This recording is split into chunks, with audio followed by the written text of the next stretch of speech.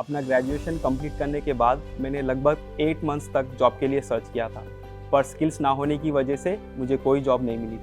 मेरे पेरेंट्स हमेशा से सपोर्टिव रहे हैं और वो चाहते थे कि मैं कामयाब हूँ। मैंने 2 इयर्स तक कॉम्पिटिटिव एग्ज़ाम्स की प्रिपरेशन की है। उसके बाद मुझे ये पता चला कि सॉफ्टवेयर में बहुत सारे अपॉर्चुनिटीज़ हैं, पर सॉफ्टवेयर जॉब पाने के लिए स्किल सीखना बहुत ज़रूरी है। इसीलिए मैंने CCBP 4.0 में एनरोल किया, अपने स्किल्स को डेवलप किया और अगले 5 महीनों में मैंने एक जॉब क्रैक किया और आज मैं एक सॉफ्टवेयर इंजीनियर हूँ और उसी के साथ मैंने अपने पेरेंट्स को भी खुश किया है। और अगर आप भी सॉफ्टवेयर इंजीनियर बनना चाहते हैं तो बेसिक से लेकर प्लेसमेंट पाने तक CCBP 4.0 एक बेस्ट प्लेटफॉर्म है।